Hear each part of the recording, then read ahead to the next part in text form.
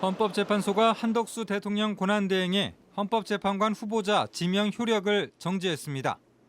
헌재는 대통령의 권한을 대행하는 국무총리가 재판관을 지명해 임명할 권한을 행사할 수 있다고 단정할 수 없다라고 판단했습니다.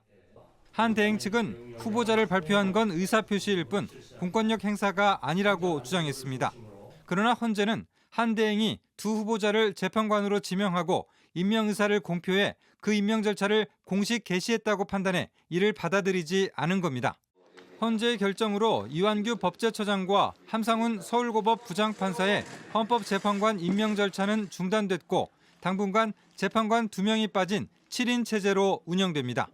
공석을 채울 후보자는 차기 대통령이 취임 후 새로 지명할 가능성이 커졌습니다. 정치권은 엇갈린 반응을 보였습니다. 더불어민주당은 당연한 결정이라고 반겼습니다.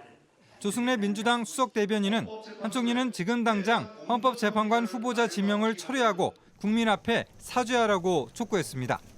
반면 국민의힘은 위험한 선례를 남겼다고 비판했습니다.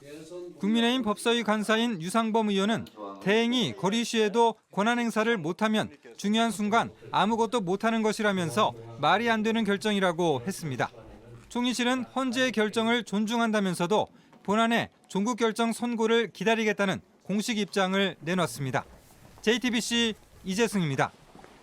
그 지명한 행위에 대해서 이걸 중지시켜달라고 가처분을 냈는데 그것을 인용했다라는 소식입니다.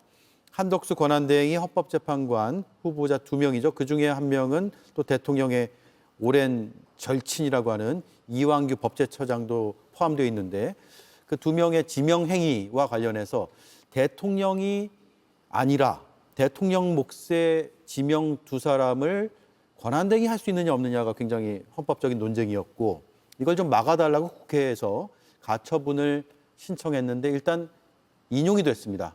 그럼 어떻게 되는 거죠? 그러면은 지금 이제 한덕수 권한대행이 지명한 헌법재판관들의 임명이 불가능해진 것입니다. 예. 본안 소송이 있기 전까지. 그러니까 어차피 가처분이기 때문에 일시적인 조치이긴 하나 무엇을 의미하냐면 한덕수 권한대행이 지난번에는 헌법재판관을 임명하지 않은 것, 국회 몫의 헌법재판관을 임명하지 않은 것이 위헌 위법하다.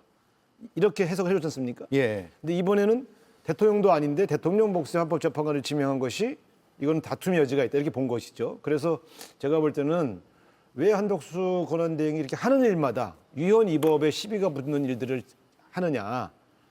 이분이 굉장히 신중한 분으로 소문나 있는데 그래서 제가 볼 땐 이제 이 2번에 걸쳐서 헌법재판소의 판결이 내려진 것 이것에 대해서 저는 한덕수 권한대행이 대국민 사과해야 됩니다.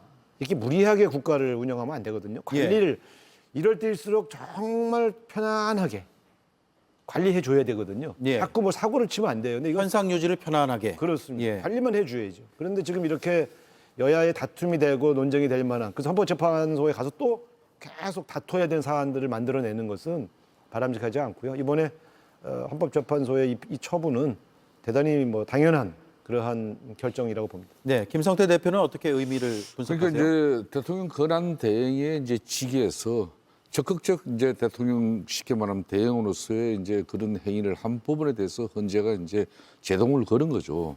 이 가처분이 이제 인용됐다는 것은 임시적 처분이지만은 그 권한 대행이 행한 행위 자체가 맞지 않다. 월권이다고 판단했다는 그러니까 거예요? 월권이나 뭐나 이런 거 이전에 그걸 중단을 하는 게 맞다는 게 예. 이제 쉽게 말하면 그 가처분의 효력이죠. 그렇기 때문에 저 헌재가 이제 본안 심판을 하게 되면은 저 건 가지고 시간이 많이 소요돼요.